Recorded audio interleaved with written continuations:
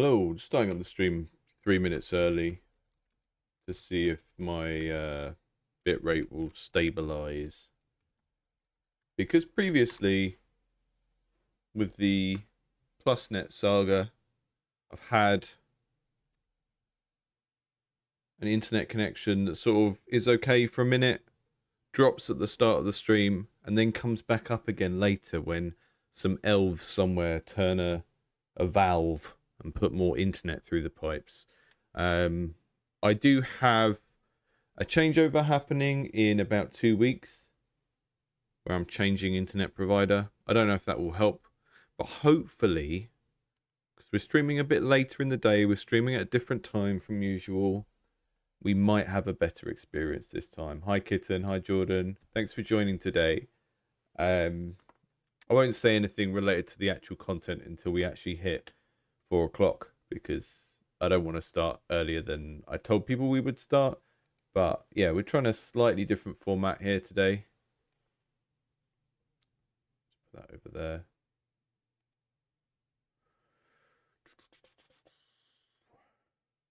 Hi Spoon.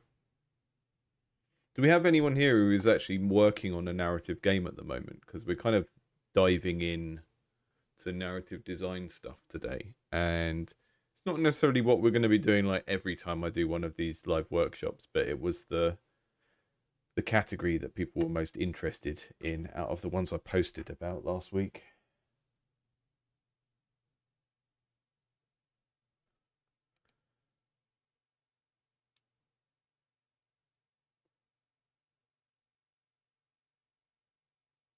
Got the protagonist from Celeste creeping up behind me at the moment.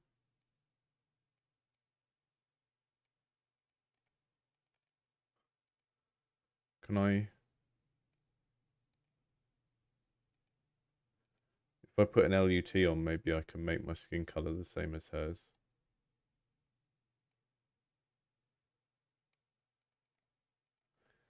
Welcome to the Indie Game Clinic for professional educational material.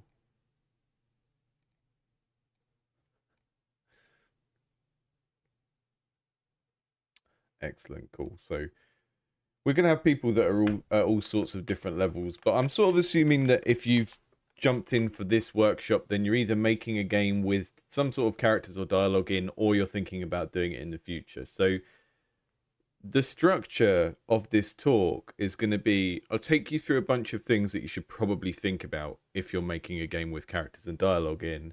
And then there's an exercise at the end that you can take away and do, which maybe will help you build up some skills in this area if you don't already have them. So we're going to go through a bit of theory. We're going to go through some practical considerations in this area when we talk about characterization and dialogue, and then little exercise at the end, and then kind of an open Q&A like we always do on a stream, really.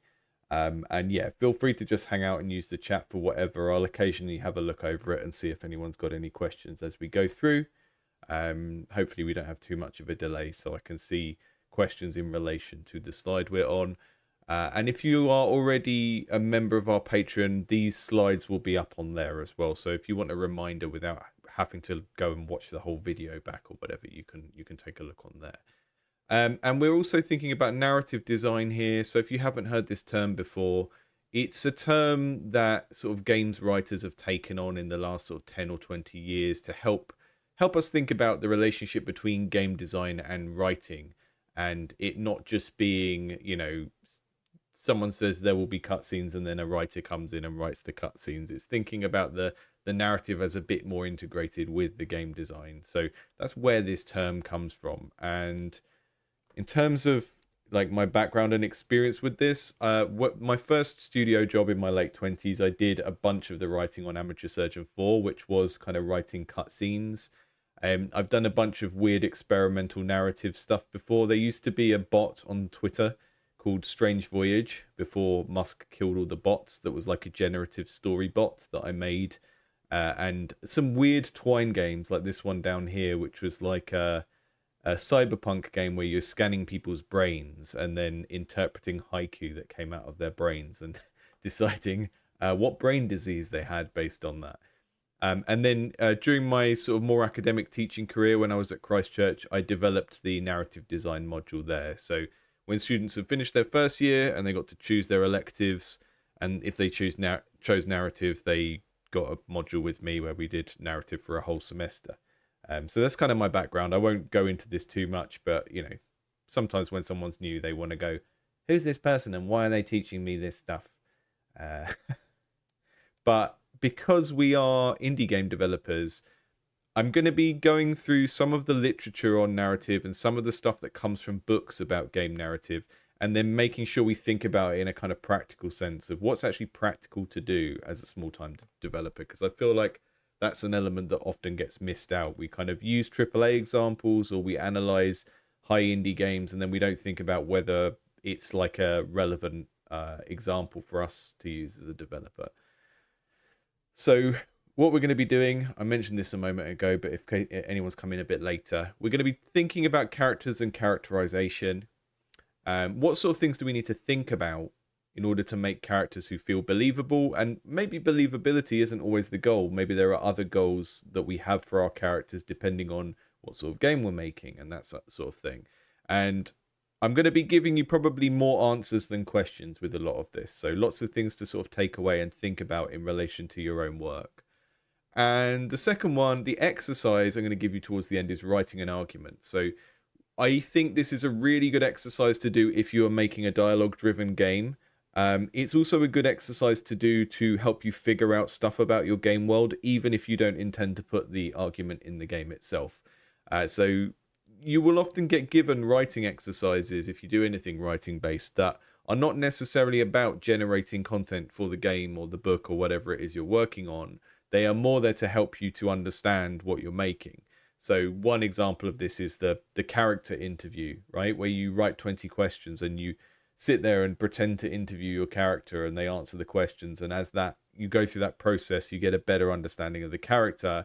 This is a similar sort of thing for that, but it kind of gives you some things to think about in terms of your characters and the world they're in, like in relation to each other. So this is quite a helpful exercise. You don't have to do it. I've always found it kind of helpful, and people have found it helpful with their own projects when they've done it. So that will come up at the end of this. Before we get onto the specifics of talking about characters, there are obviously a bunch of different things to think about in terms of game narrative design, and we're focusing mostly on characters today. Who are they? What do they think? Why should we care about them? Which is a key thing, right? Because if you're making characters in a game, you want players to have some sort of emotional reaction to them. You want players to care about them and want to protect them, or hate them and want to destroy them. You don't want a bunch of beige characters that don't provoke some sort of feelings, right? And then we've got locations, and we're going to tie these together a little bit when we come to that argument exercise at the end, because we're going to think about what do characters think about the world they're in and stuff. But obviously, the whole idea of environmental storytelling and the history of a world is a whole other topic that we can do a whole other workshop on at some point. So we're going to be less focused on this today. And then the last category here that I think is perhaps one of the most important ones for game designers to think of, but maybe not the focus for today, is, you know, you should always be thinking about all of the ways that your game can tell a story that don't involve these things, right? Because characters and locations are a staple of stories in every media. You know, films have characters and locations, radio plays have characters and locations, books have them. But games have a bunch of different narrative devices that don't exist in other media, like flavor text and things like that. So we're going to talk in a minute about the practicality of adding characters and dialogue to a game and the sort of issues it can raise for a developer, particularly if you're not a writer as well. And that's why it's always important to be thinking of, like, what other storytelling tools and techniques can you get out of your game's mechanics and its interface and stuff like that. So this is, again, this third thing is not really the focus of this talk, but by the time we finish talking about characters and writing dialogue, it might kind of push you away from writing characters and thinking more about this kind of stuff, or like, how can I tell a story mainly through my gameplay and my location, rather than, you know, adding dialogue where I don't feel confident in adding dialogue and so on. So we've got these other considerations. These are kind of quite abstract and broad. And then we've got these more practical considerations that everyone needs to think about, really, if you're thinking of making games or you're making games currently. The first one, and this is the stuff they often don't really cover in books on narrative design, is the implementation workload. So when you come up with a narrative approach of saying, oh, we're going to have text boxes that come up and dialogue options or whatever, how much work does that make for you, right, in terms of technical implementation? Because if you think about it, having characters that speak to you is one level of complexity. You know, being able to answer them back is another layer of complexity. Being able to answer them back and then have them remember stuff and have them care and respond to what you said, that's another layer of complexity, right? And we might just be at a stage of using our game engine or whatever where the thing we want to do with narrative is not there for us. And it might be that you end up looking up like middleware or, you know, modules people have written. So I've worked with some people on a Unity game recently, and they wanted a visual novel section, and we ended up kind of buying a license for a pre-created set of UI and like, you know, data management stuff for visual novels within Unity. So those are considerations. You know, if you're dreaming up a game and you haven't really sat down and programmed it yet, all of the stuff about your narrative approach and how you tell your story is going to create you more work as a developer. So that's worth thinking about. And then over here in the pink text, we've got your storytelling career, which sounds a bit wafty, but by this I'm thinking, how many times have you written down a story, whether it's for a game or anything else? You know, have you written books or fanfic or anything like that? Do you feel like you have practiced storytelling in some other venue, and have you learned anything that you can bring to games? And this kind of ties together with implementation workload, but this is more about technical stuff like programming your story engine, right? And this is more about, you know, have you written anything before, and do you know how to write a story? Are you making use of skills you've practiced before, or are you learning completely new ones? Because if you're suddenly having to write in a mode you've never written in before, that could be a really fun thing to learn, but the fact that it's a new thing to learn could also be something you want to consider and maybe limit how much of it is. Because, I don't know, this is going to sound very negative, but let's say you're very good at programming action games and you make a fantastic action game, and then you decide to inject all this story in it, but you've never really written a story before, you've never really written dialogue or whatever it is, and maybe you don't have the skills to judge whether it's good or not. And all of that effort you put into adding that element might make the thing you're making worse in some way, right? If you're not critical of yourself enough and you don't really kind of approach it as a craft to get better at, then you could be kind of introducing more problems to your games or making it weaker in one area. So these kind of 5 things are like the broad things about storytelling in games I think everyone should consider before they even decide that their game's going to have a story. You know? And then there's this other aspect of, like, you know, the relationship between the technology and the storytelling is the tools that you use, or the tools that you're learning to use, are going to shape what type of story it's easy to tell. So as our examples here, I've got Twine, which is a prose engine. I've got Ren'Py, which is mostly for writing interactive dialogue. And then the Unreal Robot Man standing in a field, right? If I'm using something like Unreal or Unity, and I'm using a 3D engine and I'm making a game set in an environment, then it feels like the storytelling in my game is naturally going to lean towards environmental storytelling and putting things in the environment to tell a story. The difference between Twine and Ren'Py is an interesting one. I don't know if anyone in the chat has used either of these before, but a lot of narrative design courses will start people off on Twine because they think it's simpler because it doesn't have art. But the issue with starting on Twine, or I always used to find this with students, is in order to be able to make a good Twine, you basically have to be able to write quite well because it's in prose, right? You know, you wake up in the morning and the sunlight streams through the window and you think about your life, blah, blah, blah. It doesn't have to be written in that, but the kind of text-based interactive fiction sort of assumes that that's the main thing you're doing, right? So when I used to teach this course at university, I started students off in Renpai because then they would be focusing entirely on making characters and making them speak to each other and to the player.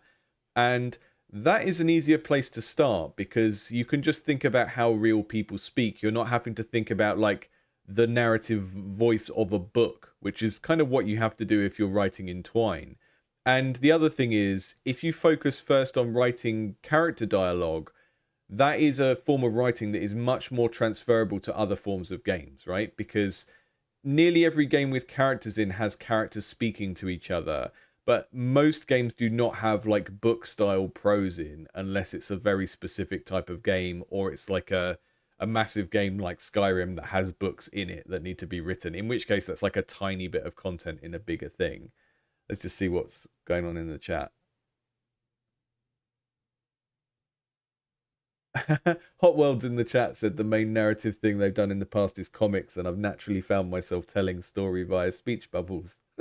Yeah, so you're going to have a language of what you're used to doing with story, right? And you know, I've made games in Renpai, I've made games in Twine. I always gravitated more towards like dialogue driven stuff versus prose driven stuff because I've just never written a book. You know, Twine feels like it's designed for people who know how to write in a literary style already. These are all, again, just broad things to consider that aren't necessarily to do with the main topic today, but I thought it might be worth thinking about them up front. Hi, Ruth. So, part one, what even are characters? Because this can be a helpful question to start with, because when we look at a piece of fiction and we see characters in it, it's just like, oh, there's a little guy and he's in the screen. There's a person in the screen. That's a character, right? But what I want us to focus on here is characterization as a process. Because when we talk about characterization, the idea behind that is that the author or authors of the piece of media have made deliberate choices to create a character, right? And the more that we pay attention to those deliberate choices, the easier it will become to make them for ourselves. And I'm going to have a list in a minute of all of the sorts of things that go into defining a character. And when we go through that list, you'll probably notice some that come more easily to you than others. Yeah, I won't give any examples yet. Let's wait till we get to that list. But great quote by Mike Baal, 2009 book on narratology, the study of narrative, kind of talking about what I just spoke about. A character is not a human being, but it resembles one. It has no real psyche, personality, ideology, or competence to act, but it does possess characteristics that make readers assume it does. Right? So as creatives making narrative media with characters in, we are doing characterization in order to make our readers or our audience feel like this character on the screen has these qualities of a real person, right? We want them to feel like this is a person with a psyche, their own brain and personality, their own belief system, their own kind of desire to do things and ability to do things. But we have to do that through a process of characterization. We can't just like stand next to the character and point at it and go, this is Fred. He knows Kung Fu, right? We have to kind of show that in various ways and so on. This is a good example of that. Ralph is a concept created by you while reading this. When you stop, Ralph ceases to exist. Your attention is the thin barrier between Ralph and the void. I'm scared, says Ralph. A bit of existential terror. Again, the idea that the character only exists in the head of the reader. And the more lifelike that character feels, or the more believable that character feels, the better a job the writer or the author of that character has done. Now, video games put us in a weird situation when it comes to characters, because we have these things that look like humans, but they are missing lots of the qualities of characters, right? Yeah, exactly, Kitten. Show don't tell. In Espinaseth is like a games narrative theory guy, and there's a paper from 2012 that I got this from. But he puts characters on a scale where you've got characters like Trevor from GTA 5 over here, who is a character, right? He has his own sort of behaviors and personality that are completely independent from anything the player does. And that means he's a character in the narrative sense that we would call a character in a movie or a book or whatever. And then at the other end of the scale, we've got, it's a 3D model of a person. They walk around like a person, but we don't really know anything about their personality or anything like that. So I've put Chell from Portal as an example of this. But this is where there is we would call it a character because that's generally what we call people in media. But it doesn't have a personality, and it's there for us to sort of move around as a vehicle. And then in the middle, you've got someone like Shep from Mass Effect, where you've got a bit of both qualities. They have a bit of their own personality, but it's a kind of a bit defined by players' choices. There's a bit of a limitation on that where they say, right, this character is not going to do anything massively evil. That's kind of within the limits of what a good space captain should do, right? You get some choices, but none of them really take you outside of this kind of rough idea of what they have for the character. So it's a continuum, right? And that means that we have characters with a high level of characterization, characters where we have this sort of flexible characterization when the player picks and chooses different traits, like going Paragon or Renegade in Mass Effect. And then characters where there's not actually much characterization of them in the game, and if we want it, we sort of have to make it up in our own head, right? Which would mean that the player is doing the characterization, I guess. This actually was taken from like a teen English literature syllabus. I got this from in the UK. So this is quite a long, complex list, but this is kind of what you would do in high school in the UK if you were doing about character in drama. So the elements of characterization we've got here, we've got physical appearance, the background, like where the character comes from, right? And yeah, Games with Frank, really good example. Gordon Freeman would be over here as well. Yeah, silent protagonist.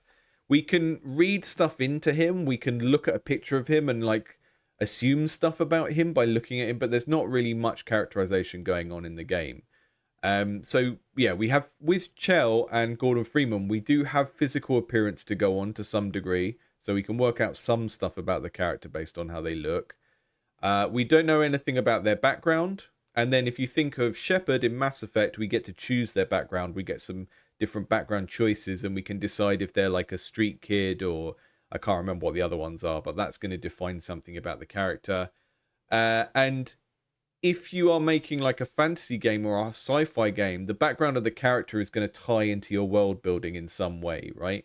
They are a dwarf who hates elves, that kind of thing. And that's a good way to sort of tie the things the characters care about to the world that you want players to invest in. We've got personality, which is, their psyche, how they respond to different things, how they feel about different things, the kind of patterns of how they think that come out through their speech and behavior, which is down here as another point. We've got their relationships with other characters,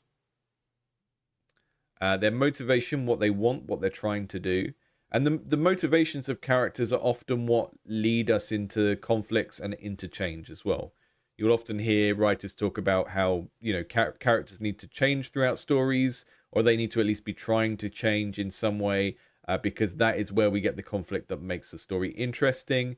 And one of the things you can do to make your story most interesting is have characters that share some motivations and clash on others, right? So a classic example of this would be a Dungeons and Dragons party where everyone is agreed that they need to go and, kill the evil Baron or stop the evil Baron, but members of the party have different approaches or different ideas about what is the correct way to do that. Is it done through subterfuge and sort of white lies, or must you behave in a particular way? And that's kind of what the what's the like moral compass in D&D is kind of about, even though a lot of people don't use it. I will, I hope you find it useful. I will edit this down at some point as well and make a snappier version, but we're going to do it live so people can throw in sort of questions and comments as much as they want, and then I will chop down it just to the relevant bits for people who want a shorter version. Codicor said, what about Master Chief? Largely serves as a vehicle for gameplay, but gets moments to shine, especially as the series progresses. Yeah, that's a good example, because you'll often find you have characters that start down this end of the spectrum, and then this happens a lot with AAA games. As an IP sort of moves on and becomes more well known and more expensive, there's for some reason a drive to push the character away from being an avatar and into being a proper character, right? We saw this with Lara Croft. I mean, she always had a personality and spoke in cutscenes and stuff, but I would say she started off sort of over here somewhere, and then we get more and more of her backstory and personality as the season goes on. And some of this is about assumptions to do with what players want, and some of it I think just comes down to bigger budgets and more writers and hey, we've got more resource, so let's use it type thing. But I think it can dramatically change the feel of a game and what a game feels like it's about to have that kind of evolution over time. So we've got our 8 elements of a character, and one of the things I want us to think about is this stuff in relation to player characters as well. And I've got another example from a theory book in a minute, but we've got 4 types of player character here. And if you're wondering how useful is this to a game developer, I would say this kind of taxonomy where you put things in groups isn't inherently useful on its own. You have to be thinking about how you use it.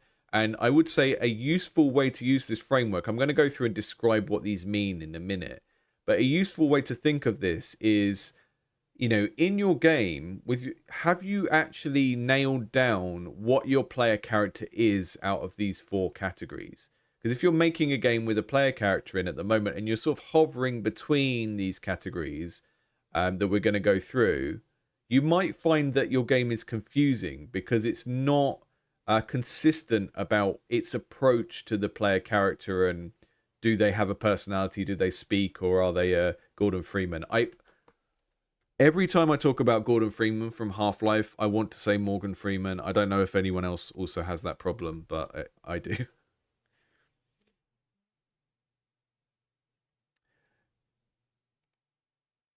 And yeah, Games with Frank just pointed out that the personalities in Disco Elysium are a good example of kind of the appearance of personality without a physical appearance, right? So that would be speech and behavior sort of playing a double role, right? Because you don't get the physical appearance of these voices in the character's head, but you do hear the tone of their voice. And it's the same voice actor doing, what is it, 16 voices? It's a 4x4 grid, but they all sound very different. And it's, yeah, it's a very cool effect. So, our 4 types of player character that you can have. The first one is a cipher. It's a character that has no discernible personality. They are blank Foxy Pants from Tunic and think, well, they have a personality. They have personality in their animation and how they're presented and stuff. But really, we mean in terms of the narrative and like how they talk, really. You can have an animation that has personality in it, but still have a character that doesn't necessarily have a personality. These characters have no clear motivations or desires, or if they do, we have to infer them. They're not stated in any way, and players bring them to life with their own imaginations. And here, I think it's really important to understand that when we say these characters have no personality, it's not a criticism. It's just a sort of classification of how these work in the narrative, right? And I think in any other medium, we would think that saying a character has no personality would be a bad thing. But we can probably think of how Tunic and Half-Life are improved by this fact in some way. Because I haven't played Tunic. I know it has a lot of puzzling in it. And I know Half-Life has a lot of puzzling in it. And I think the fact that the character doesn't do what the characters in God of War do and sort of go, hey, I think this is a puzzle. And I think that kind of adds to how these games feel, right? Because Half-Life has a lot of sort of environmental physics puzzles in and stuff. And Tunic has a bunch of puzzles. And these are games that want you to work things out for yourself and feel smart. So I think when we think about the relationship between the style of game and the choices about the protagonist, we can start to think that, well, no personality or at least no voice actually does something positive in the context of this game. Because it allows the kind of voice that's in the head of the player as they're working things out to be more important than a character on the screen, right? So you are, as Tunic Person or Mr. Half-Life are doing their puzzles, you're thinking about the puzzles, and then you fully inhabit the character because there isn't a voiceover going, hey, I think I should press that switch over there, right? Yeah, exactly, Codishore, exactly that. I wonder if the lever does anything as soon as you enter the room. Yeah, there's a lot of that in AAA games, and it kind of makes you think, why did you even put puzzles in?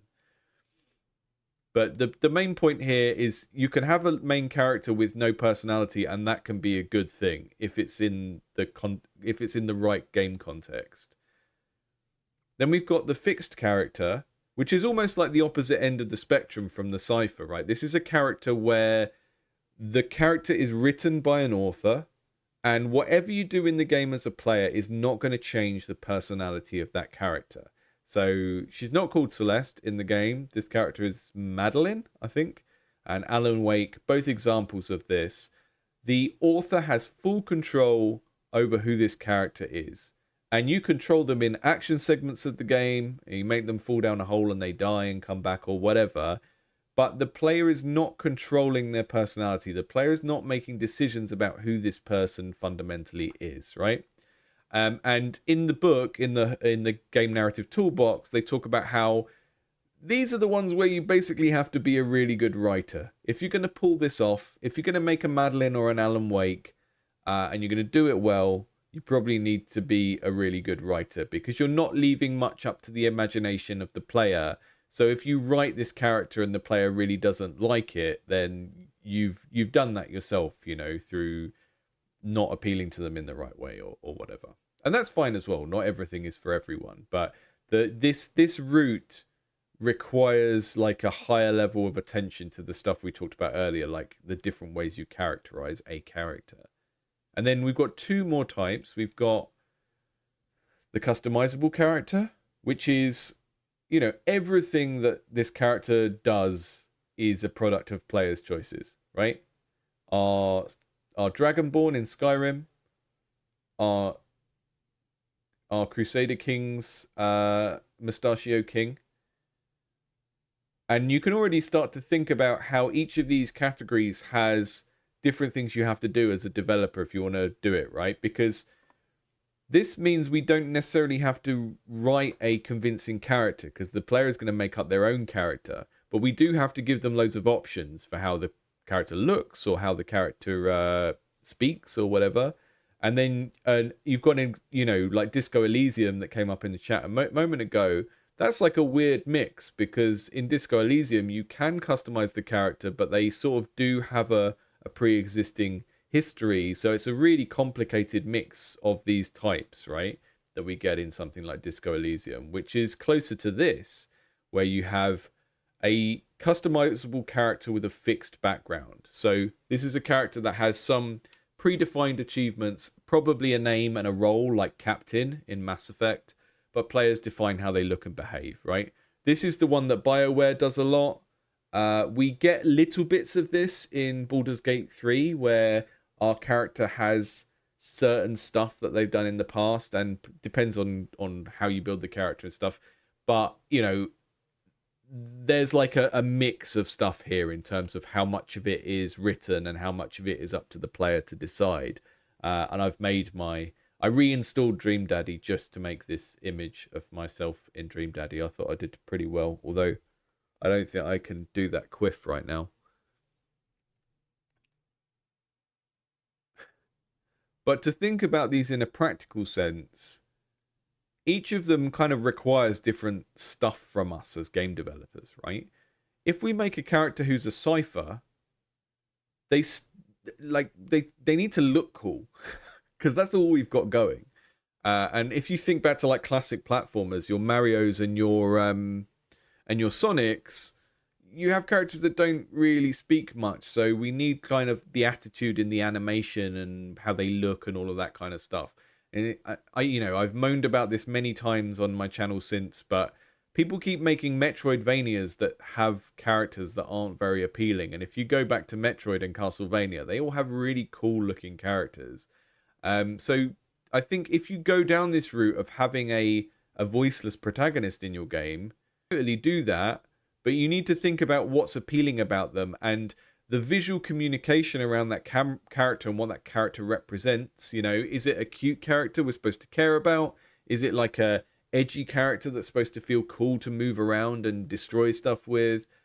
There's so much more weight on that stuff because the character doesn't have a voice, right? So again, just going through these 4 categories that are quite abstract, and instead of just treating them as a taxonomy, trying to think about the pros and cons of using them as a developer. The fixed character, we need them to be appealing, and we need these characters to be well written, because we're asking the player to stop playing for a couple of minutes while they talk and they say stuff that the player has nothing to do with, right? So if you're having this kind of character where they speak in cutscenes and everything, and that is not something where the player is getting to intervene and make choices, then there needs to be something inherently entertaining or moving about that character performance in some way. So again, this is going to be the most intensive one in terms of like traditional writing skills and being able to write good dialogue that makes people care about the character. So these are very, very opposite to each other. And you can almost say like, hey, if you can already write a game with a fixed character. If you can't write, but you can make cool looking stuff, maybe make a game with a cipher character, right? And then, as you can imagine, these 2 categories are going to need customization systems and content. So you remove some of the need for the character to be well written because the player is choosing dialogue options instead of the character speaking for themselves. But now you need to have like different trees of like backgrounds or whatever the system is in the game in order to support this sense of the player making choices about the character. So every one of these different sort of protagonist types we can choose has pros and cons in terms of what you need to do as a developer to achieve it and make it work. Hagai Niv said, long live the Queen. Your choices inform not just mood, but the heroine's facial expressions, personality. I haven't played that, but that does sound like quite a good example for the kind of stuff we're talking about. Is it a visual novel, or is it another type of game with visual novel parts in it? I'm going to get a screen grab up while we're...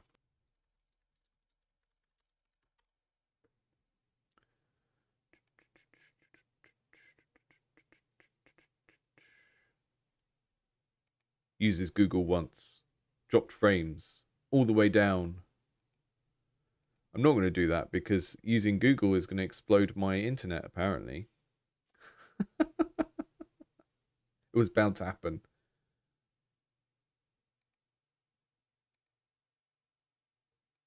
Okay, choose your own adventure. Yeah.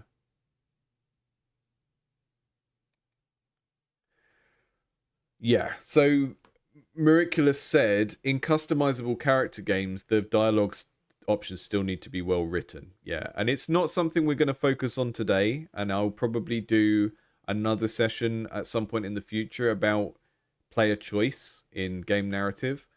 But I think the idea of like good writing when it comes to player choices in games comes down to this thing. It's like player expression.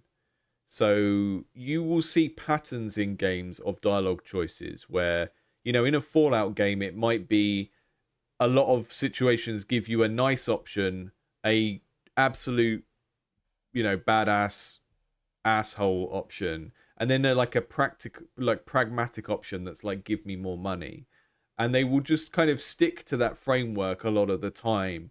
And that is kind of helpful to players because they sort of know what to expect from those options. But depending on the type of game you're making, you might want like higher or lower levels of predictability. And like, if you're really going for social realism, for example, you might have characters that don't want you to keep asking them questions all the time, right?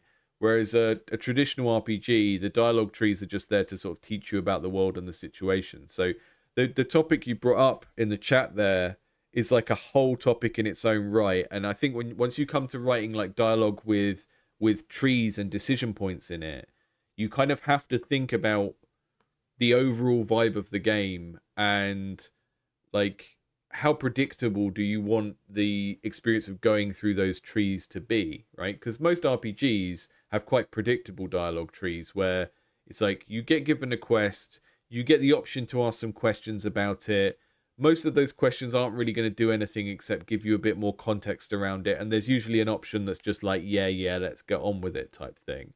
Whereas a game that's going for like more of a detective kind of scenario or more social realism might sort of reward or punish you for exploring the dialogue trees in different ways. It's definitely a whole topic for us to think about in a future workshop, I think. I'm going to do the midpoint plug now. So this is the 2 minutes where I advertise some stuff, because if I do it at the end, then when we get on the proper video, people will just turn off at the end. So midpoint plug. This is my song for the midpoint plug. If you want me to help you one-to-one with anything to do with your game, I've got a new website, indiegameclinic.com, where you can find out about my private coaching services, where you can find out about my design consulting. So private coaching is you make your game and I help you. Design consulting is you make your game and also I make part of your game. And you can also find out about other stuff we do on this channel there, like Indies Under the Knife, and you can submit your game to that. We've also got a Discord community that you can join either through the Patreon or by supporting this channel as a channel member. And by doing that, you help support this channel so I can do more stuff like this. We have a very active Discord community with a very strong culture of mutual feedback. I'm on there most days, and most questions that people have about their games, I chip in and answer them if and when I can. As long as it doesn't require me to play their game for 3 hours, which is, that might require something a bit more specialist. But we've built up a really nice feedback in there, a really nice culture in there of people feeding back on each other's games. People have threads where they just come in every couple of days and post their progress and so on.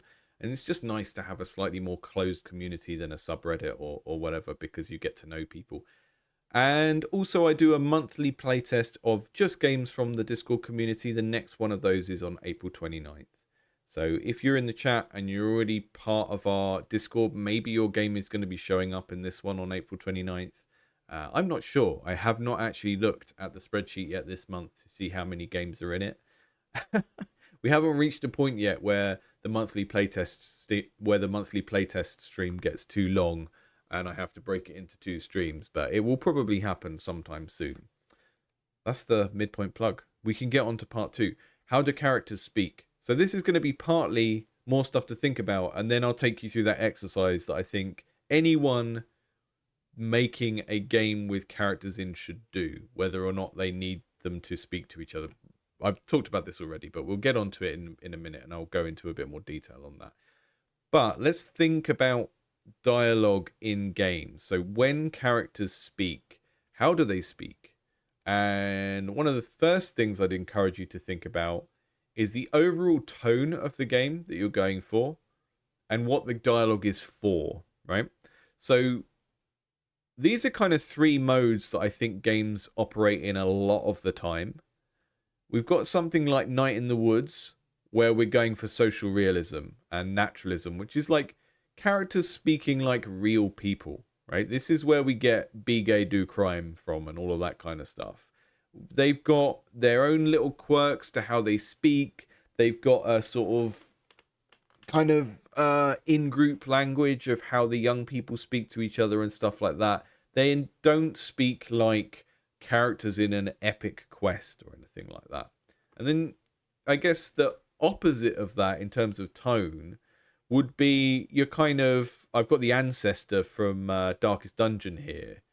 But you get this a lot in high fantasy, you get it a lot in dark fantasy, and in epic sci-fi. The sort of theatrical, melodramatic register, where you've got a character who is just kind of like talking like they are in a sort of Saturday morning kids TV show, right? Very over the top, not at all modeled on how people speak in the real world, more modeled on things like how characters speak in Shakespeare or Star Wars or anything like that. And of course, you can go between these, and it's often a source of great comedy to have like a character that is speaking in this theatrical, melodramatic mode, and then who sort of dips into saying something really normal and down to earth, right? You can jump between these modes, and sometimes that's very effective and very funny to do that. But it's worth thinking about these sorts of things of like, does your game have an overall tone where everyone is always speaking like they are in a play, or is this like a distinction between characters? Like maybe you've got a character that speaks more like they're in Night in the Woods and they're very down to earth, and then you have a character that speaks more like they're in Darkest Dungeon and they're completely over the top. That can be an interesting like distinction between characters as well. But the other thing that complicates games specifically is we have this kind of stuff. I don't know if anyone recognizes this guy. Is the bullfrog guy. He was in Theme Park and in Theme Hospital, same guy. But again, this is a character that speaks, but they're not really a character. They are a tutorial being, right? So it introduces this other weird type of language that isn't really narrative. And that's why we need to think about the purpose of the dialogue, because this guy is just to give us tips. And all of these things can exist together, but I've definitely seen, like, since I started doing reviews on this channel, I've definitely seen some situations where someone has tried to make the functional informative tutorial text have a bit more of a voice. So they've got something that should be this guy, and they're pushing it over to Darkest Dungeon guy or Social Realism guy, and it just makes the game confusing because you can't tell when it's being tutorialized. And I think Darkest Dungeon is a good example of this. A lot of the tutorial text and the pop-ups and stuff are not actually written in this guy's voice, right? So you have a very dramatic kind of voice for all the narrative stuff in the game, but when the game is just telling you how to do combat or giving you strategic advice, it is in functional language. It's not in this kind of flowery, dramatic language anymore. Clippy, yeah, Clippy is another example of a functional, informative character. Although I feel like people read a lot into him because of his, like, he'd have his eyebrow raised, right? So you'd kind of feel like like he had a bit of sass to him. So when we think about like how should our characters speak, I think it's always important to think about this kind of stuff, right? Because if you think about the Night in the Woods example and social realism, like think about how indirect people are in real life. And they don't tell you what they want. They don't clearly ask for things, all of that kind of stuff. And then if you put that in a context where you need a really clear quest given to a player, right? Like, I guess you could play it for laughs, but you go up to a character in an MMO, and instead of them saying, I need you to kill 10 spiders for me, they sort of go, oh, if only someone would kill the spiders. I suppose they do that sometimes, right? But I think you can probably think of better examples of where a totally sort of naturalistic, true to life way of how people communicate, applying it in a context in a game where players are supposed to be getting information could be really confusing. And blending these modes together might throw people off a little bit. Obviously, there's no hard and fast rule here. I'm not saying you can never do more than one of these or you can never mix them together. But I think when you sit down to write some dialogue, it's worth thinking about which of these kind of things is it trying to do. There's that...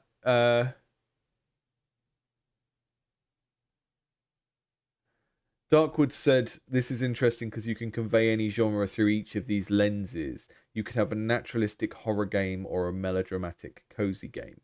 Yeah, and and if you switch between these registers, you're going to appeal to totally different people as well. Like, I know lots of people who find, they can't really watch anime because they struggle with how theatrical and melodramatic it is.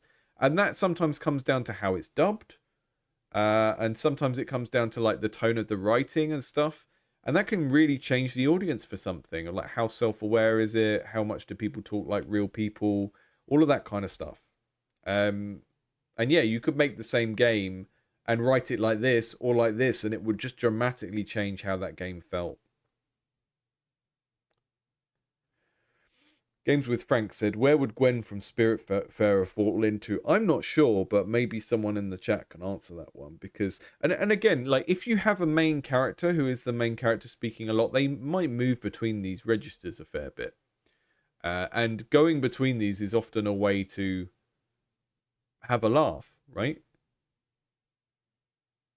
Like, if we have, like, if we have a villain that's in this mode, and they're going, ha ha ha, I will end the world. And then you just go over here and go, okay, we're in social. We turn into Kuno from Disco Elysium, and we go, well, I can't even say anything Kuno would say on a stream, but you know, put Kuno from Disco Elysium and Raphael from Baldur's Gate 3 in the same scene together, immediate comedy gold.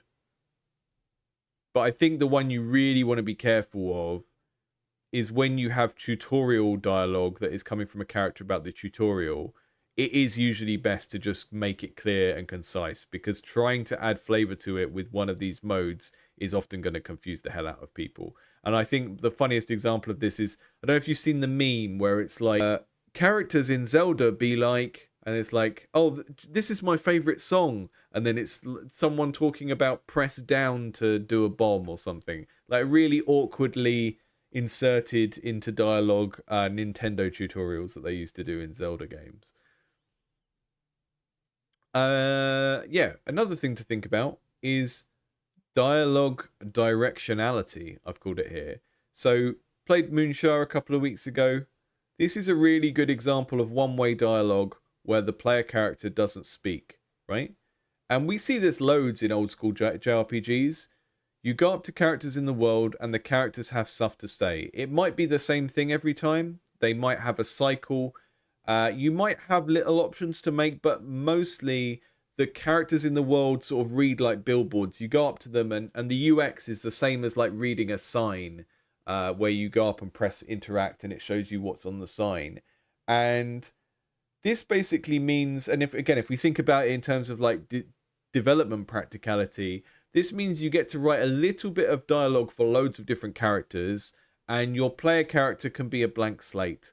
And Moonshire, I think, is such a good example of how to visually design that sort of character, because this character is really sweet and appealing, but they don't have any characteristics that would make any particular person feel more or less affinity with them, right? They don't have any gender, they don't have any race as far as we can see, and they are just there to be talked at by characters in the game and piloted and protected by the player, you know?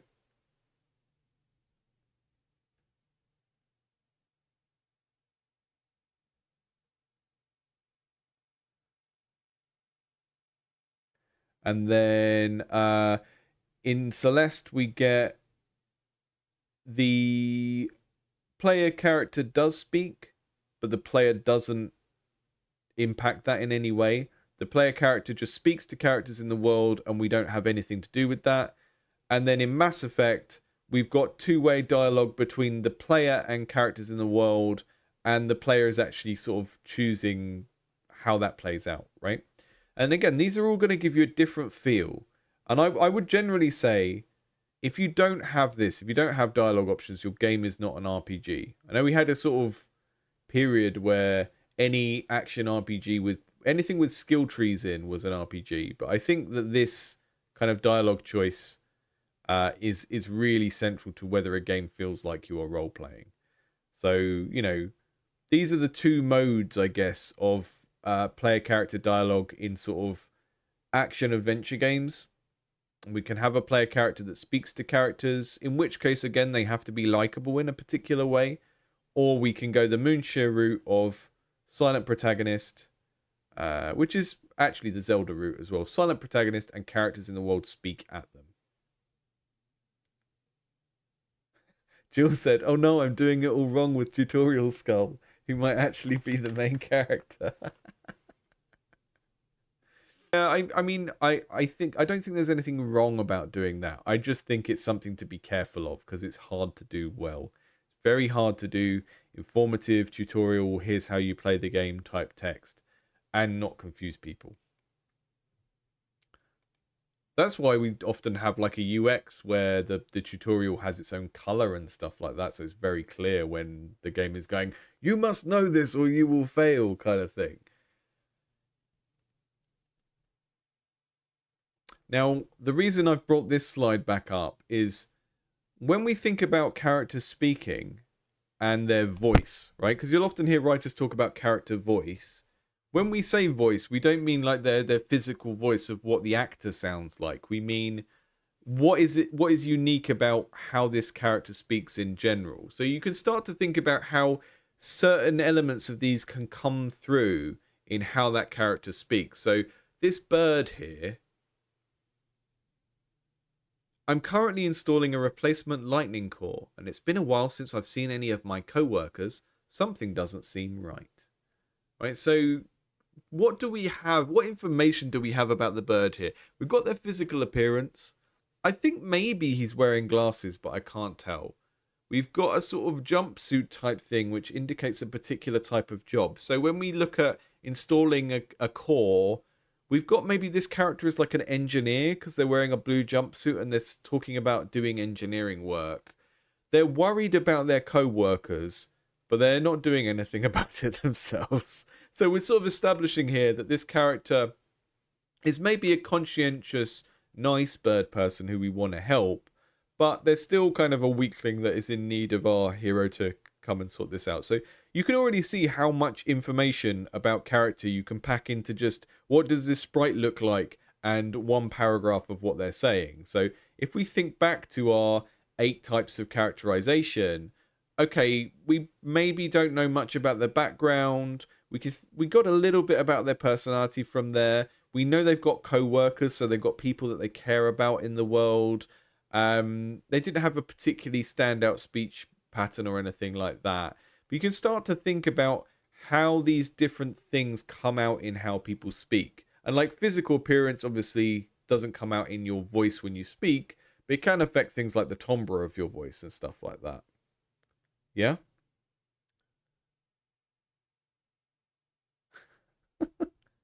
Well, don't worry about Steam tags. Steam tags are super loose.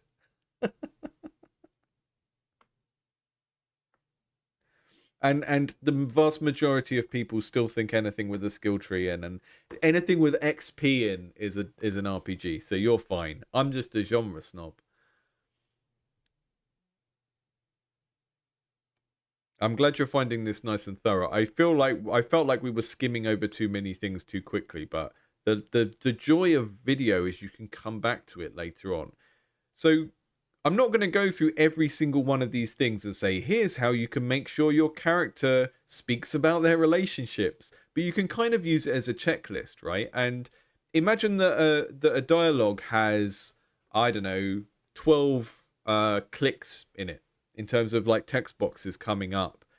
You could go through those and think like, how many of these text boxes are doing more than one thing at once? Because that can be a good sign that you're packing a lot in, right? One of the exercises I used to get students to do is back in the day when you got Baldur's Gate 1 or 2 or Icewind Dale 1 or 2, they had this system where you could customize the character barks. So I don't know if you're familiar with what barks are, but you can have like, you'd have a list of sound effects that are like, here's what the character says when they need a potion.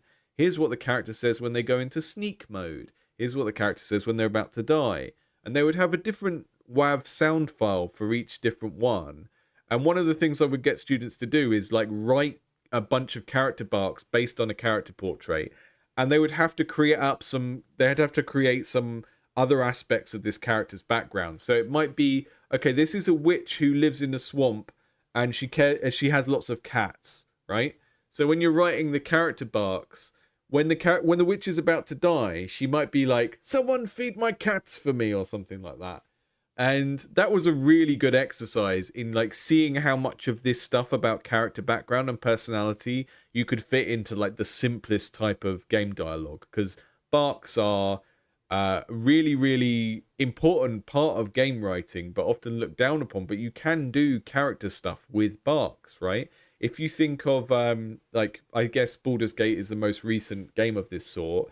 If you sit and click on a character and they get annoyed with you clicking on them, what do they say? That's a character bark that expresses the character's personality, right? There's all of these kind of things you can. There's basically ways you can do character that aren't necessarily to do with the type of dialogue we normally associate with story in games, I guess.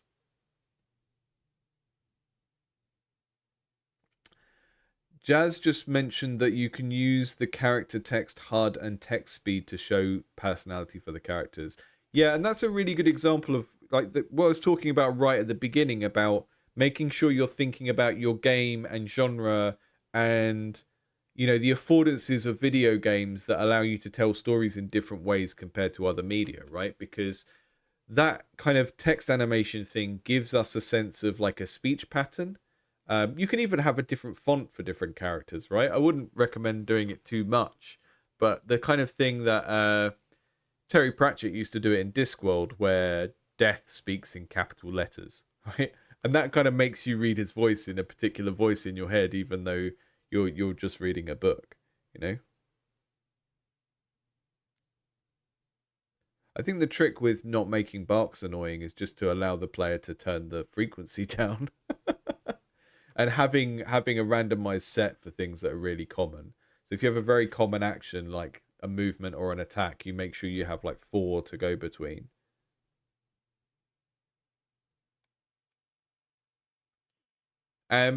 This is a good exercise I've seen people describe for any kind of script writing. If you've got a script for a scene of dialogue in a game or any other kind of media, if you can redact the names of the characters and still tell who is who, then that's a good sign that the characters have different voices, right? This is an example from Friends. I don't think this is a very good example. But the idea is that your characters will have different ways that they speak. You might have one character that uses filler words more and says, kinda, a lot, right? Like I do. I think My Little Pony Friendship is Magic is a very good example of characters that speak very differently according to their personality. So if you compare, welcome to Indie Brony Clinic, the channel where you can learn narrative design through My Little Pony. What's she called? What's the really shy one? Fluttershy is the really shy one, right? Talks like Eeyore from Winnie the Pooh.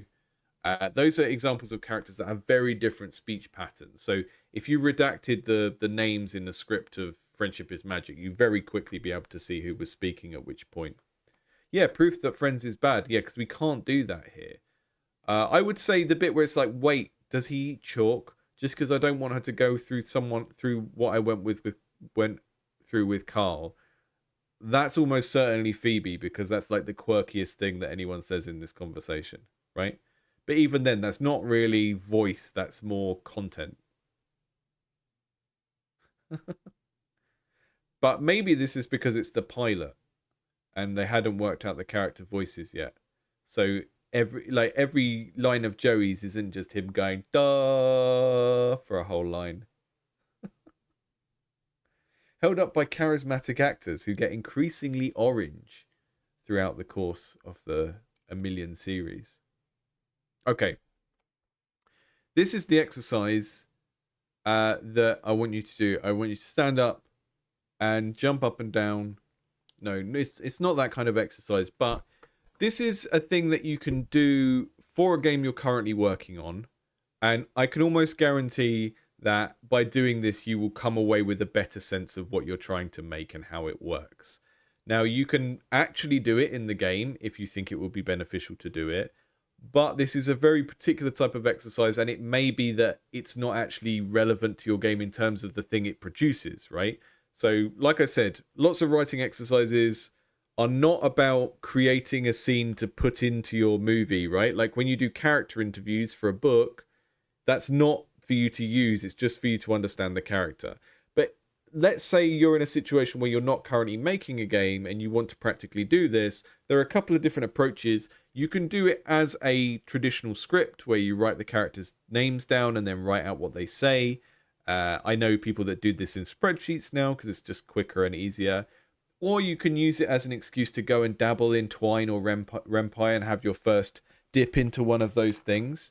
If you're currently not working on a game and you're interested in making narrative games, I would say this is a really good excuse to just have your first hour of messing around in Twine or Ren'Py. And just bear in mind, Ren'Py, very good for writing dialogue-driven visual novel stuff, but you need to be able to draw characters, I guess. And Twine is not a image-based thing, and it is more dependent on writing prose that is like a book. So, but you can use any of these media, or you can just sit on the public transport and talk to yourself out loud and keep changing voices like Gollum, and you can sort of freestyle it in a public place, and people will back away from you slowly, or they'll arrest you and put you in some sort of secure facility. It's up to you.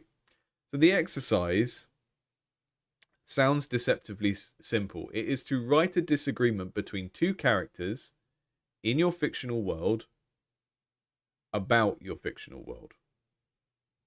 Okay? So two characters in your world and they're arguing about something in your fictional world. And they should be arguing about some interesting thing in your fictional world. So, Jill, if this is OCAT and this is another sprite, they probably shouldn't be arguing about whether or not pineapple goes on pizza, right? Because that's not going to help you in the context of this exercise. You want two characters from your world having an argument about something specific to your world, something defining about your world, something about your world that's different from our world. And I think you can probably already guess how this would be a helpful exercise, because it's going to make you think about a bunch of stuff. And what I want you to think about is all of these overlaps between, initially, like the easy version of this task is just writing this conversation as if there's no player there, right?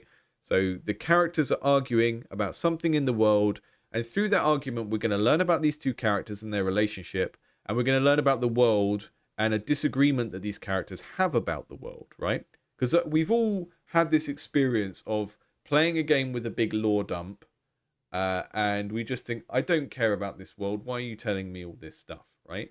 One of the best ways to make players care about your fictional world is to show how it matters to the characters. And one of the ways you can show how it matters to the characters is having them disagree on it, right? So some things to consider. How can we learn about the game world through the characters and their disagreements, right? So maybe our world has some big historical event that happened in the past and our characters disagree on it. Or maybe we have a character that just cares a lot about that and a character that doesn't and wants to move on, right? Those are the type of disagreements that people have about history. Or it could be something that's going on currently in your game world, the big war, or I guess if we go into cozy games territory, the big corporate supermarket moving into town, some big thing going on in the game world and two characters disagreeing with that. Or it could be about the future of the world. It could be about a course of action. So the example that I gave earlier from a Dungeons and Dragons campaign where you've got characters who are on the same side. They loosely agree about what needs to be done, but they don't agree on how to do it, right? That's another example of two characters disagreeing about something in the world, right? And once you've done that and you've written that script out, and remember thinking through all of the stuff on the list of characterization traits.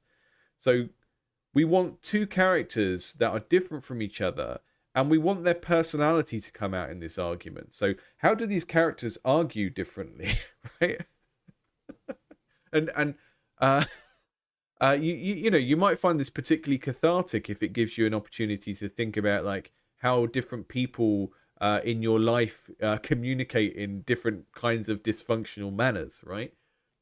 How do these characters argue differently? How do they approach this conflict differently? And what is their existing relationship? What are their relationships with other characters? And how do they speak differently? You know, what type of language does each character use? And the easy way to have characters that speak differently is just to have them have such different backgrounds that naturally they speak differently. Like a wizard is going to speak differently from a barbarian, right? So you're doing this exercise to work out what those characters are. What about those characters do they share, and what about those characters is different from each other, and then sort of expressing their different viewpoints on the world through this argument as well. And like I said, the point of this is not to make game content, right? The output of this, it could be game content, but it's more like this is like the writing equivalent of doing concept art, right? Where you've got not even be making a game that has these kind of scenes in it where characters speak to each other, but by writing this scene, you would kind of get to a better understanding of who your characters are, what's going on in your world, because when you've got like a fantasy or sci-fi world that you've come up with, the kind of the lore or the big thing that's going on in the world is often not as inherently interesting to players as we'd think. And what tends to be more interesting about it is like the different interpretations of it available that the characters represent. So to like if you imagine X-Men, right? Think of X-Men. I think most people understand the basic premise of X-Men. You've got a world conflict in that between humans and mutants, right? And that's a big point of the story. But the major conflict is really like the mutants' internal conflict about how do you approach that. And there are different approaches. One is the kind of isolationist, let's go away from the world and we'll prove to the humans that we're safe and that we're helpful, which is what Professor Xavier represents. And then the sort of, I guess, is it kind of fascist? I don't know what Magneto wants to do, which is to say, actually, we're better than humans and we shouldn't let them oppress us and we should fight them, right? So if we think about the relationship between the world building there and the characters, the world building of there are mutants with superpowers is not inherently interesting. It's not where the narrative conflict comes from. The narrative conflict comes from the characters disagreeing about what to do about the world, right? And that's where we get that interesting dynamic. So I hope this sort of makes sense as an activity you could go off and do, because I do think, like, regardless of what sort of game you're making, doing this sort of activity can really help give you a handle on the kind of world you're building as well as the characters that inhabit it. Haggai said, a new concept for quest logs. Your parents argue about all the side quests you had negated. One is critical of you and one defends you by listing all the quests you accomplished.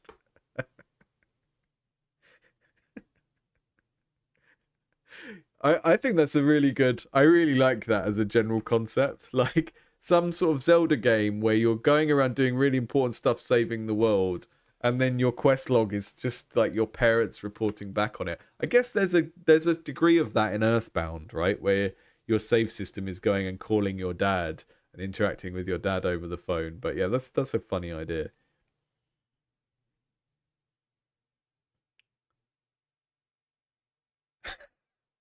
You can make your disagreement about pineapple pizza if you want, but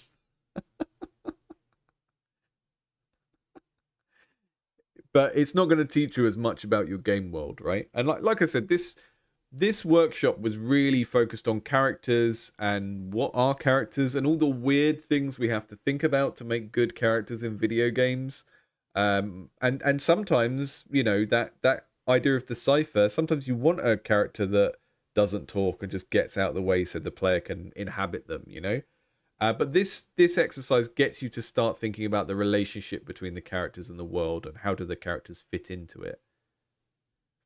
And I think if your characters in your imaginary argument, if they have some shared characteristics, then that helps to create interesting conflict, right? Because then they're invested in having this argument or winning this argument, right? If you think about it, we tend to argue more with people who we're close to because we want to bring them around. Whereas someone that we see as a total enemy, we just don't bother entering into any sort of discourse with them at all, right? So that's why, you know, Xavier and Magneto have an interesting conflict because they sort of agree on some things, right? They agree that being a mutant is great and humans shouldn't be so shitty to mutants. But they just don't agree on what to do about that, right?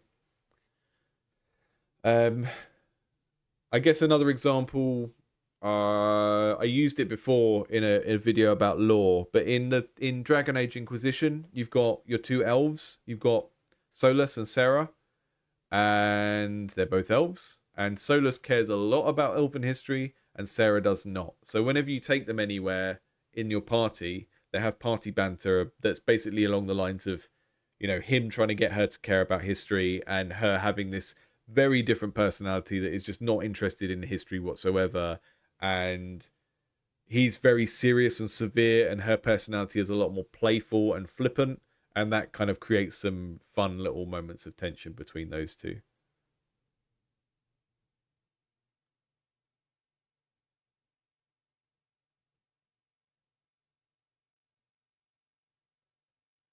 Yeah, that's interesting how you can kind of get a better idea of the character by having the voiceover in mind.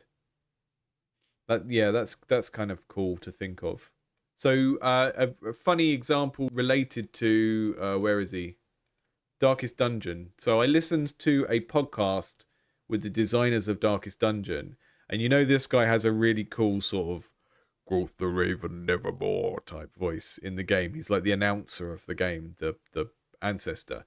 Apparently, when Red Hook were developing Darkest Dungeon for ages, they they were listening to these audiobooks that were like gothic literature audiobooks, and this guy had a really cool voice. And for ages they were saying, "Oh, it'd be really cool if we got a voice like this somewhere in the game, like this guy's a voice kind of like this guy's." And the guy basically said that it took them months before they realized they could just track down that guy from the audiobook and hire him. And then that's what they ended up doing. But they were already kind of working with that guy's voice in mind when they were writing all of that stuff for the ancestor to say. So that's a good example of what you're talking about there, where sometimes the voice actor can help you find the character. And actually, to go right back to be mildly self-indulgent for a moment, when I got my first writing on games gig, when I was doing Amateur Surgeon 4, you had this character, Ignatius Bleed, that looks surprisingly like me, actually. And then he was kind of supposed to be like a cultured, refined dude. And then you had the old character, Alan Probe. And in order to get the voices of how I wrote these two characters, I sort of fan cast them in my head. And I made him Kelsey Grammer. And I made the other guy Adam Sandler. And it just made it so easy to write, because every scene or sketch was just like, okay, you put Fraser Crane and whatever character, the golf guy that Adam Sandler used to do. You put them in the same room, what happens, kind of thing. Um,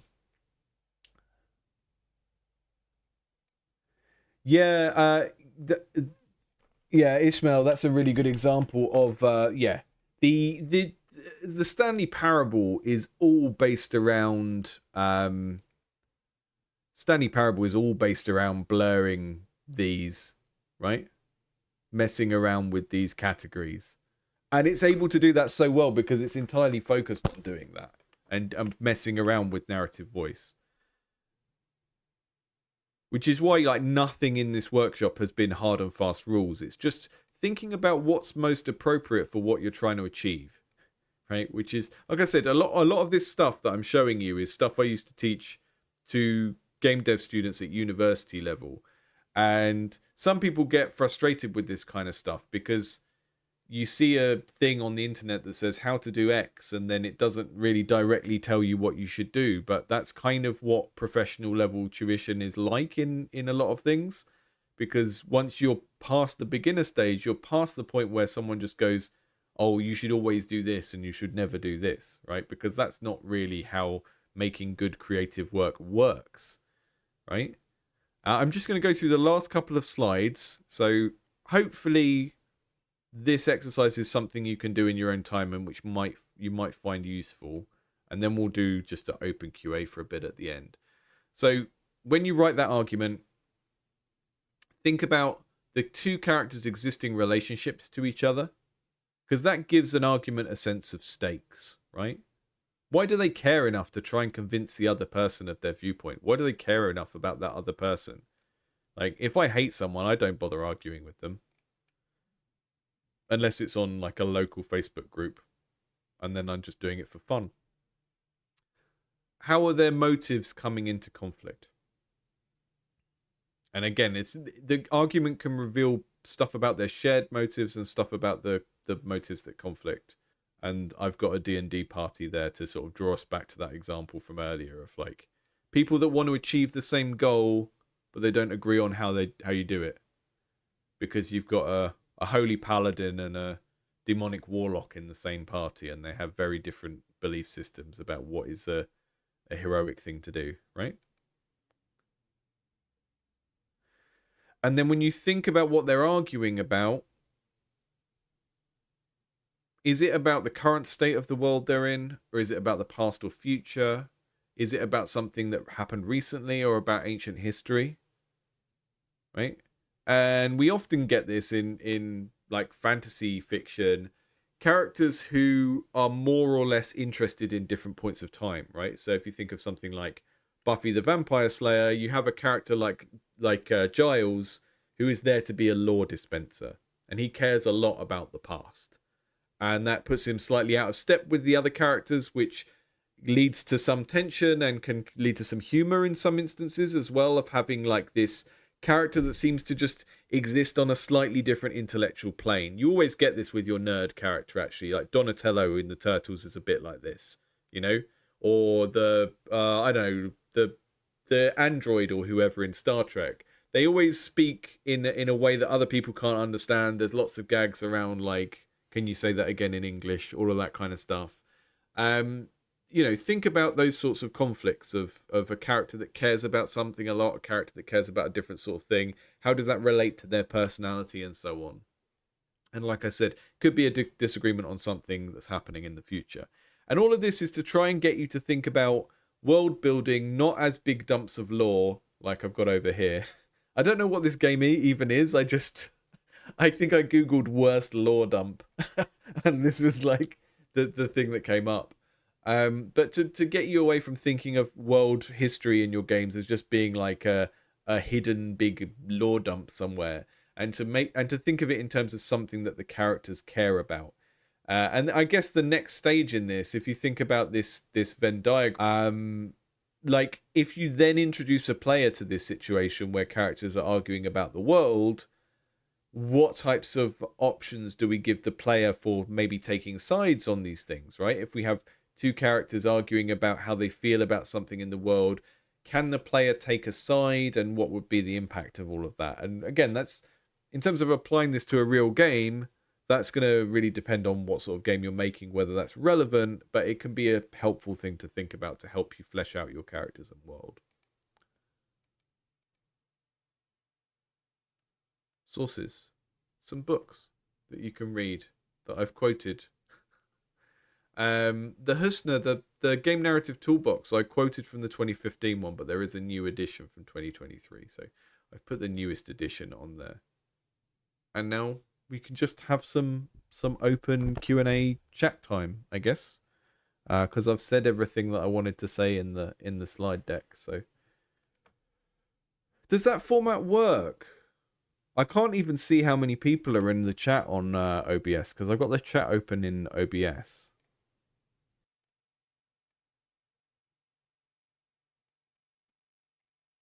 Were there any things in this kind of in this topic of characters, making appealing characters, writing dialogue for characters, that you feel like we didn't cover that we could cover now?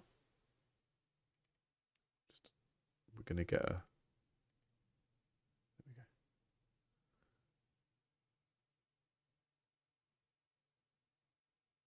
54. Oh, nice. Yeah, I mean, that's the same size as like a big uni class. That's good. Kitten said not a Trekkie then. Yeah, data. But I feel like as an English person, I pronounce data wrong because he's called Data.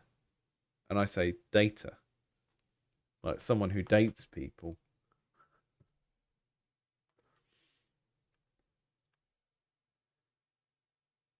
If there's anything you want me to go back to as well, in terms of all the stuff we've looked at, then I can do. I'm going to just leave the screen like this for 2 minutes, get a glass of water, and then when I come back, I'll read some questions from the chat, and we can either jump back to relevant slides or we can just discuss them.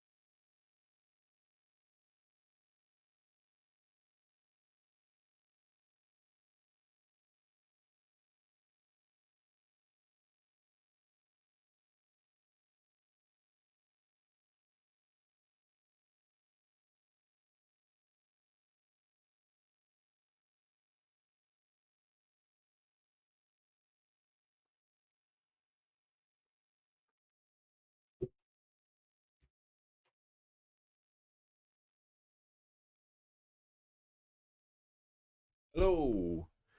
Yeah, I will edit this down and make a shorter, snappier version. Like, one of the reasons I put this up as a stream, I actually sat down and I tried to do a recording of this yesterday, and it just felt way too long to be a YouTube video because people expect bite-sized stuff.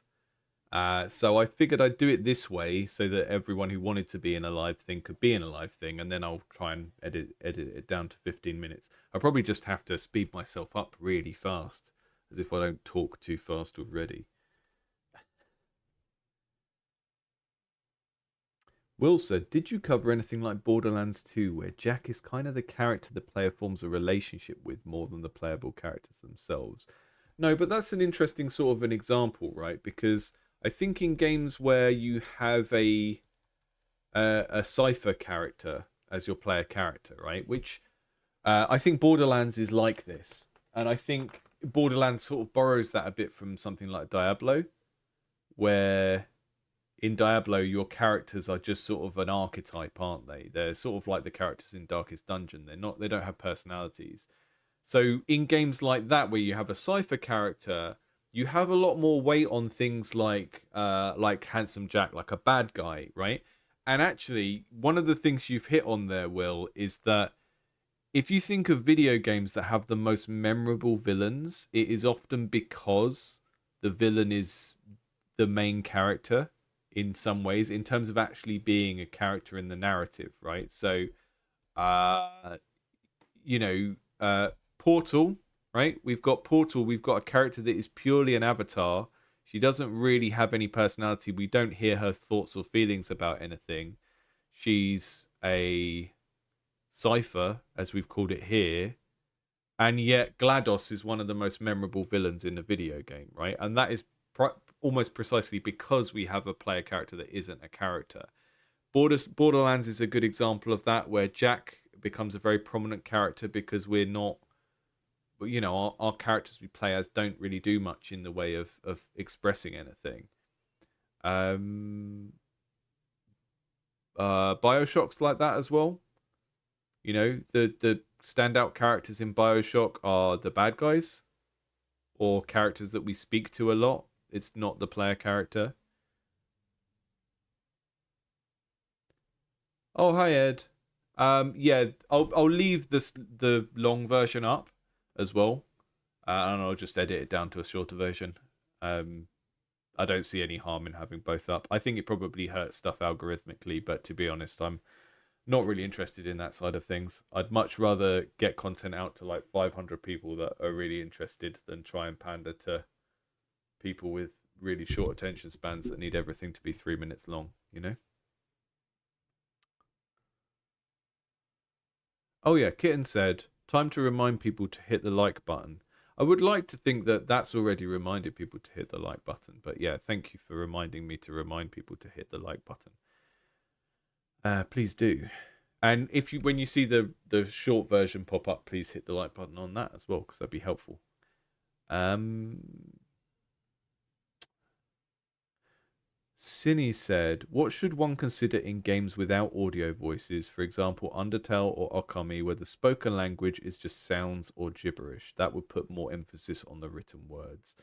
Yeah, and I think someone gave a good example earlier of like the way the text animates. I know there was a talk that came up recently about Tactical Breach Wizards and how they animated the dialogue in that. Uh, yeah, but obviously the kind of what do they call it in Animal Crossing? Animalese, the thing of the character going blah, blah, blah, blah, blah. That adds a particular tone to the game as well. And you probably can't have like a super serious theme and then have that. I mean, it might work. It might be a kind of funny thing. But this might be those of you who are making games with text-based dialogue, you should probably read this article.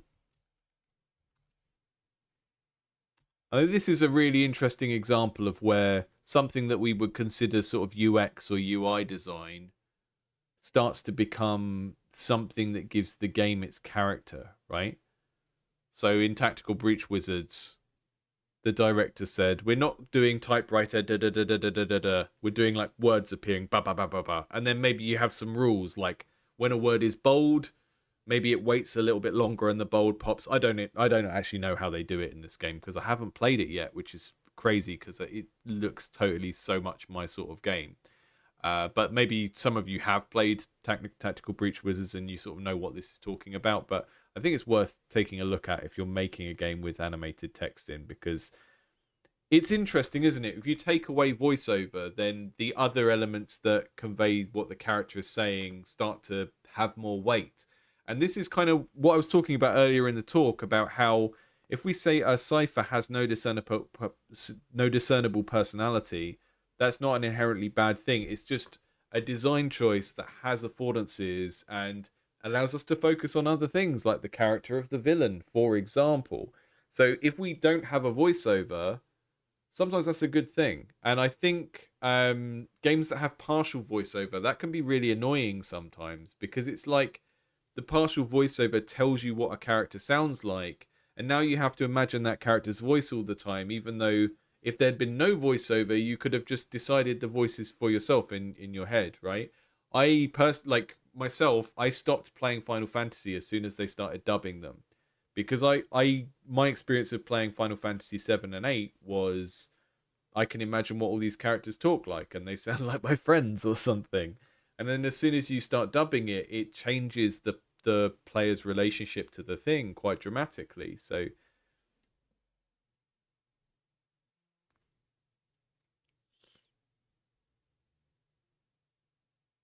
any place but here said villains are more interesting when they don't think they're the villain, and the story shows that. Yeah, exactly. Magneto did nothing wrong. I'm a strong advocate for Magneto over here.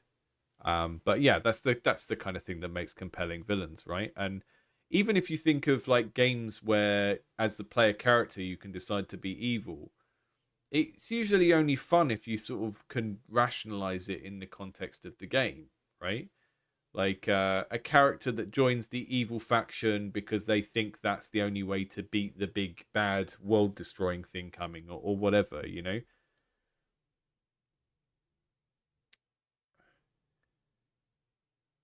Hot World said fighting games are interesting where there's a big cast of fixed personalities, but they need to be relatable so people form a strong connection with one of them. Yeah, and I think like fighting games are the original genre that give us barks, or the concept of this sort of repetitive piece of dialogue that a character says over and over again, right? And in Street Fighter, it was like a taunt when you start the fight, and a thing they say at the end of the fight, and then that's it, and that's all we know about the character, right? But like, Guile beats you up and then says, "Hey, go home and be a family man," and it's like there's a lot of character work happening in that one line of dialogue, and it's memorable enough that I remember it, even though I haven't played Street Fighter for 20 years. Um,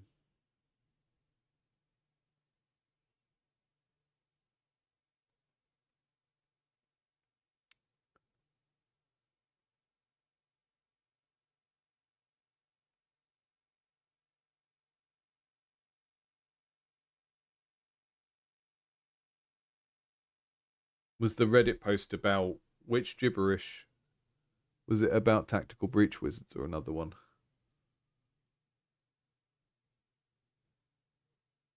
But yeah, I could see that the text animator could be looking for particular letters and then playing a particular sound, you know?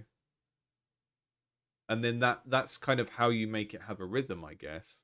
Like if it read every three letters and then decided on a sound based on whether it's a vowel or a consonant or whatever, and then maybe I guess the way that you can make it sort of sound like they're saying the thing is you might have particular letters where they actually say it, like maybe they actually say M's and S's or something, and then that will give it the character of gibberish, but you will occasionally be able to see how it maps onto the maps onto the English.